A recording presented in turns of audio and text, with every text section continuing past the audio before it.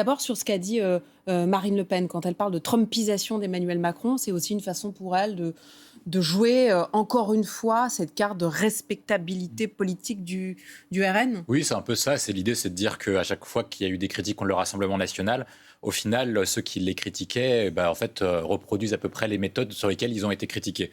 Ensuite, après, pour revenir sur le fond du propos, est-ce que les propos du président de la République sont dans une voie de trumpisation? C'est pas totalement certain. C'est juste que, comme ça a été dit, il adopte un langage qui est plutôt fleuri, mais ça lui était arrivé par le passé. Le problème, c'est qu'en fait, quand ça lui était arrivé, ça avait conduit après la crise des Gilets jaunes. Et oui, c'est que ça lui réussit pas forcément. C'est ça où moi je pense qu'il y a un problème de timing. Sur le pognon de dingue ou sur c'était arrivé sur le pognon de dingue. Venez le chercher à propos de l'affaire Benalla qui viennent me chercher. Benalla, pardon, qui avait conduit à la crise des Gilets jaunes. Donc je suis pas sûr que ce soit exactement le bon timing, surtout qu'il y a quand même plusieurs points à rappeler. Mais à chaque fois, c'est en privé à chaque fois. C'était en public sur l'affaire. C'est en public, mais pas filmé, c'est ça. Pas filmé, c'est ça. Il y a quand même un point qui est quand même différent, c'est que, sa cote de popularité est très faible, il n'a pas le même état de grâce qu'à son début de mandat, et surtout, il était considéré comme un président jeune, nouveau. Là, maintenant, il a quand même 9 ans d'expérience, donc je ne suis pas sûr qu'il puisse exactement dire ça. On ne peut plus lui permettre ça, c'est ça que vous voulez dire. Et dire. ensuite, après, moi, je disais quand même à rappeler qu'il y a un contexte économique et social qui est compliqué avec la crise des carburants, et surtout, son objectif, parce qu'il a une majorité qui est quand même fracturée au sein de l'Assemblée nationale et qu'il a besoin, en fait, des Républicains pour faire passer éventuellement un budget 27 ou faire adopter certaines réformes, je ne suis pas sûr que ce soit une bonne idée de critiquer comme ça le président des Républicains qui s'est autodéclaré à l'élection présidentielle. Avant de parler de Bruno Retailleau, autre réaction, c'était il y a moins d'une heure, de Jordan Bardella. Je vais vous la lire, cette réaction, et peut-être qu'elle va s'afficher également. En traitant de maboules tous ceux qui exigent la fin des provocations algériennes, le président de la République ne s'en prend pas seulement à des représentants politiques, il parle de Bruno Retailleau, mais il insulte une majorité de Français lassés que leur pays soit l'objet d'humiliations permanentes. Il va encore plus loin que Marine Le Pen, en fait, Jordan Bardella. Oui, il va plus loin parce qu'ils se répartissent les rôles. De toute façon, ils ont besoin de se répartir les rôles et c'est ce qu'ils font depuis que Jordan Bardella est arrivé à la présidence du Rassemblement national. Sur la question du fond, est-ce qu'une majorité de Français veulent des rapports qui soient beaucoup plus durs avec l'Algérie ? Quand Bruno Retailleau était ministre de l'Intérieur et qu'il avait des rapports fréquents, durs avec le président Tebboune, les Français ont été interrogés à plusieurs reprises. Et lorsque vous les interrogez de manière très large, il y avait à peu près 2 tiers des Français qui voulaient que la France adopte un ton qui était plus ferme à l'égard d'Alger. C'était un contexte spécifique parce qu'il y avait un affrontement entre le ministre de l'Intérieur de l'époque et le président algérien, mais les mesures étaient, en tout cas, les Français étaient très clairs. Lorsqu'on demandait également dans les catégories de détail, est-ce qu'il fallait revenir sur l'accord de 68, est-ce qu'il fallait revenir sur les différents points. On a eu de longs débats sur de longs débats dessus. À chaque fois, une majorité de Français était davantage pour un durcissement des rapports avec l'Algérie que maintenant. C'est ce que dit Jordan Bardella. C'est-à-dire que là, il dit, Macron dit que les partisans de la ligne dure sont des maboules. En gros, Macron dit qu'une grande partie des Français sont des maboules. C'est pour ça que moi, je pense que son propos est maladroit, qui peut dire que c'est pas inadapté, que c'est pas réaliste et que c'est un peu une position qui ne provient pas d'un parti de gouvernement. Mais de là à dire qu'ils sont maboules, je pense que beaucoup de Français qui veulent éventuellement ou qui étaient favorables à un durcissement des rapports avec l'Algérie se disent victimes de ça et que le contexte n'est pas propice à mettre de l'huile sur le feu. Oui, moi je suis plutôt d'accord. Le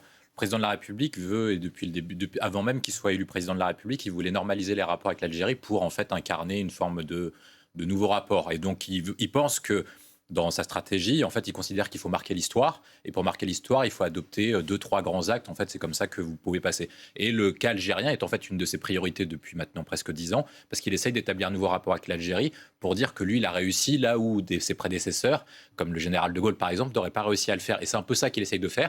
Il essaie de faire à plusieurs reprises une forme de ce qu'on appelle, et c'est ce qui a été reproché, une forme de repentance en disant que c'était un crime contre l'humanité ce qui s'est passé en Algérie lors de sa campagne présidentielle de 2017. Et il a adressé plusieurs signaux, comme le rapport Stora, etc., pour adresser des signaux favorables à l'Algérie. Pour l'instant, ça n'a pas marché. C'est-à-dire que ce que lui a voulu avoir comme nouvelle relation n'a pas fonctionné. De la même manière, le bras de fer établi par Bruno Retailleau n'a pas fonctionné non plus. Pourquoi ? Parce que moi, je pense que le problème des deux stratégies, c'est qu'elles ne vont pas complètement jusqu'au bout. C'est-à-dire qu'Emmanuel Macron forme des actes de repentance, mais c'est pas ça le vrai sujet pour faire une coopération avec l'Algérie. C'est comment faire en sorte que Alger soit gagnant et que Paris soit gagnant dans une nouvelle relation qui soit stable et apaisée, où chacun des deux pays soit souverain. Mais le problème, c'était le cas du Sahara occidental qui a véritablement cassé la stratégie d'Emmanuel Macron.